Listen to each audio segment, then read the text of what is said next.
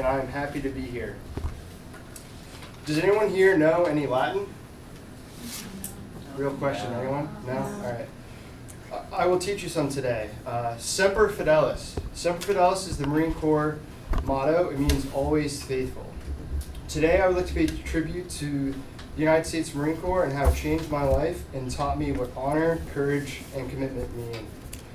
I believe these values are good for everyone to learn and live by. The Marine Corps has 3 core values. You can compare them to the 10 Commandments, but we only have 3. They keep it simple for us devil dogs. The core values are honor, courage, and commitment. Whenever making any decisions, you should think, am I showing honor, courage, and commitment? I was in the United States Marine Corps for 5 years. My MOS was an 0331 infantry machine gunner. The core values, honor, courage, and commitment, are said over and over throughout your career. It's on the pamphlets you get at the recruiter's office. It's mentioned in commercials. You're forced to yell them over and over in boot camp. While I knew what these words meant before the Marine Corps, I didn't know if I had these values and what it looks like when you show these values. Today, I'm going to tell you how I learned what honor, courage, and commitment truly mean and how I fell back on these values during my 3 deployments. Honor was the core value that was tested most in my first deployment. This is the Marine Corps' definition of honor. Honor guides Marines to exemplify the ultimate in ethical and moral behavior. Never lie, never cheat, or steal. Abide by an uncompromising code of integrity, respect human dignity, and respect others. Honor compels Marines to act responsibly to fulfill our obligations and to hold ourselves and others accountable for every action. My first deployment was to Guantanamo Bay, Cuba. I was a boot, which means the new guy. You're a boot until you deploy at least once. My main job was to stand security in a guard tower along the fence line between the naval base and Cuba. The shift schedule was 8 hours on post and 16 hours off. You could have the 8 to 4 shift, the 4 to midnight shift, or the midnight to 8 in the morning shift. And you do this every other week, alternating with another platoon for 6 months. I did the math, so I stood post for about 672 hours. This job I had was very taxing mentally and physically, as you can imagine. I stood there for all of the 672 hours with my M4, various optics with night vision and thermal capabilities, a radio, and a logbook. Our mission was to conduct continuous security operations along the shoreside perimeter and directed waterside approaches and document what the Cuban military was doing between the U.S. Naval Station Guantanamo Bay and Cuba. It is the honor that I was taught from my leaders that made me do the right thing while I was up there for all that time. While the task I was given was monotonous, it was important and it needed to be done. It was my obligation to hold myself accountable during all that time alone up on that tower. It would have been easy for me to take naps on post and keep the radio close to my ear, so it would wake me up like an alarm clock. But I knew this was the wrong thing to do, and I had to show honor. This honor I showed by doing my job to the best of my abilities was rewarded by being given a leadership for my next workup and deployment. This takes me to my next deployment. I'm no longer a boot. I have guys who I'm in charge of, and they look to me as a mentor, someone who can show them the core values and what they mean. The second core value is courage. The Marine Corps' definition for courage is the mental, moral, and physical strength ingrained in Marines. It carries us through the challenges of combat and aids in overcoming fear.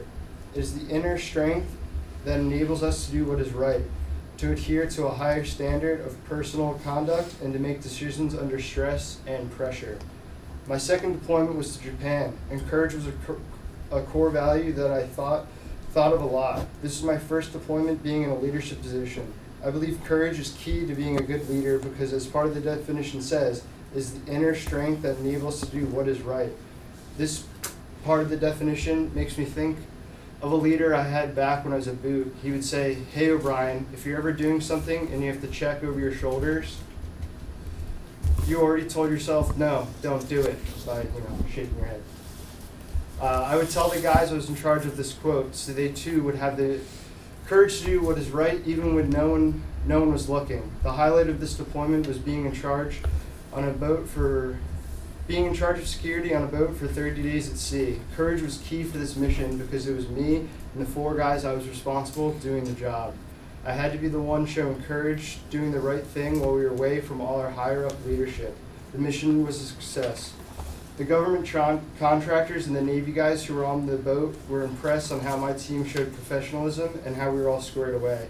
I was rewarded with a Navy Marine Corps Achievement Medal. Their criteria for this award is to show meritorious service or achievement in a situation based on sustained performance of a specific achievement of a superlative nature. To me, this means I showed honor and courage during this mission. Now into the last core value, commitment. The Marine Corps definition for commitment is the spirit of determination and dedication found in Marines. It leads to the highest order of discipline for individuals and units. It is the ingredient that enables constant dedication to Corps and country. It inspires the unrelenting determination to achieve victory in every endeavor. My third and last deployment was to Norway. Our main mission there was to continue our training, but in a new environment, the Arctic Circle. While I was there during the spring and summer, so it wasn't snowing and sub-freezing temperatures, it still got down into the 30s and 40s. The sun was out 24/7, and we were training in the mountains, where it was a light mist to rain the majority of the time. I was coming to the end of my career because at this point I decided not to re-enlist for another contract. While I did not commit to another contract, I still had to show commitment to the 5-year contract I signed and still had some time left. A lot of my peers were in the same boat as me, getting out and returning to civilian life once we returned home. It is common towards the end of your enlistment to get senioritis because you know your time is up and you just want to skate, which means just chill, try not to work, and do the bare minimum just to get by. But I kept thinking of the core value commitment and what I needed to do. My main job was to pass on my knowledge I've learned to all my boots. This commitment to pass on your knowledge and show these guys what to do is important because once you are gone, you do not know where they will end up, and the habits and skills you taught them is what they will rely on their next deployment. This thought came back in my mind on August 26, 2021. That day, the Kabul airport in Afghanistan was attacked by a suicide bomber. It killed 18 Americans. My first thought was, I hope my friends who were there are safe. Many of them were my boots, and I was directly in charge of them. I especially thought of Charles. He was one of my star boots. Luckily, he was okay. I kept thinking, did I show Charles and my other boots what the core values are all about? Did I teach him to the best of my ability? Charles is now a sergeant and has been in over 7 years, continuing the commitment to his Marines to lead and teach them so they are ready for when the time comes for them to step up. It's funny, while you're in, you don't ask the guys you were in charge of, hey man, was I a good leader? Did I show honor, courage, and commitment in my actions? It would just be weird, and you're not supposed to be too buddy-buddy with your boots because it's called fraternization. But now that most of us are out, those things don't matter anymore. When we get together, we talk about these things. Who sucked, who was good. I last saw Charles at his wedding out in California in February. These topics would come out when we were all drinking and reminiscing on the old days. He told me I was one of the good ones, which is all I needed to hear to know that I did learn and live the core values I was taught: honor, courage, and commitment.